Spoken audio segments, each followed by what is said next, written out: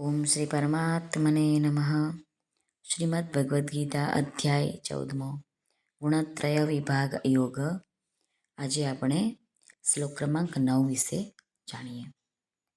આ શ્લોકમાં ભગવાન કહે છે કે મનુષ્ય બંધનમાં પડે એ પહેલાં ત્રણેય ગુણો શું કરે છે.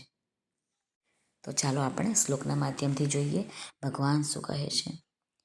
શ્રી ભગવાન ઉવાચ સત્વં સુખે સંજયતિ રજઃ કર્મણિ ભારત જ્ઞાનમાવૃત્ય તુ તમઃ પ્રમાદે સંજયત્યુત. શ્રી ભગવાન અર્જુનને કહે છે, હે ભારત, સત્વગુણ સુખમાં જોડે છે, રજોગુણ કર્મમાં જ, અને તમોગુણ તો જ્ઞાનને ઢાંકી દઈને પ્રમાદમાં પણ જોડે છે. સ્વામી રામસુખદાસજી સાધક સંજીવનીમાં વર્ણન કરે છે તે સમજીએ. સત્વમ સુખે સંજયતિ.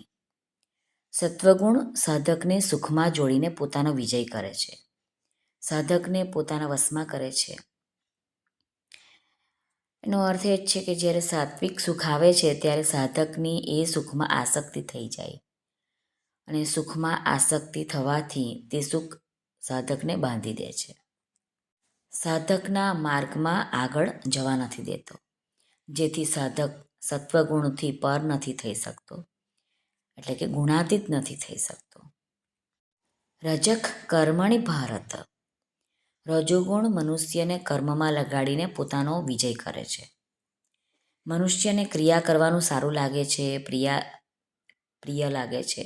જેવી રીતે નાનું બાળક પડ્યું હાથ પગ હલાવે છે તો તેને સારું લાગે છે, હરખાય છે, અને તેનું હાથ પગ હલાવવાનું બંધ કરી દેવામાં આવે તો તે રડવા લાગે છે. એવી જ રીતે મનુષ્ય કોઈ ક્રિયા કરે છે તો તેને સારું લાગે છે, અને તે ક્રિયાને વચમાં કોઈ છોડાવી દે તો તેને સારું નથી લાગતું. આ જ તેની ક્રિયા પ્રત્યેની આસક્તિ છે, પ્રીતિ છે, જેના વડે રજોગુણ મનુષ્ય ઉપર વિજય કરે છે.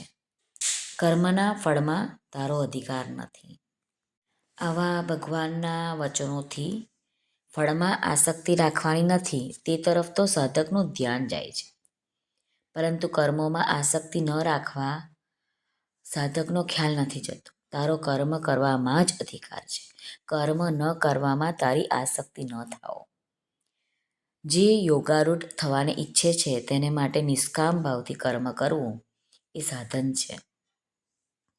આ બધા વચનોથી એ સમજી લે છે કે કર્મો તો કરવા જ જોઈએ, આથી તે કર્મો કરે છે. તો કર્મો કરતાં કરતાં તેની તે કર્મોમાં આસક્તિ અને પ્રીતિ થઈ જાય છે, તેમનો આગ્રહ થઈ જાય છે. તેના તરફ ખ્યાલ કરાવવા માટે, તેને સજાગ કરાવવાના માટે ભગવાન અહીં કહે છે કે રજોગુણ કર્મમાં જોડીને વિજય કરે છે, એટલે કે આસક્તિ ઉત્પન્ન કરે છે. આથી સાધકની કર્તવ્ય કર્મ કરવામાં તત્પરતા તો હોવી જ જોઈએ, પરંતુ કર્મોમાં આસક્તિ ન હોવી જોઈએ, આગ્રહ ના હોવો જોઈએ. ન કર્મ સ્વપ્નશુ સજ્જતે જ્ઞાનમાવૃત્ય તુ તમઃ પ્રમાદે સંજયત્યુત. જ્યારે તમોગુણ આવે છે ત્યારે તે તમોગુણ સત અસત, કર્તવ્ય અકર્તવ્ય અને હિત અહિતના જ્ઞાનને ઢાંકી દે છે. તે જ્ઞાનને જાગૃત નથી થવા દેતો. જ્ઞાનને ઢાંકીને તે મનુષ્યને પ્રમાદમાં લગાડી દે છે, એટલે કે જે કરવાનું છે તેને દેખાતું નથી. ન કરવા યોગ્ય કર્મોમાં લગાડી છે. આ જ તેનું વિજય થવું છે.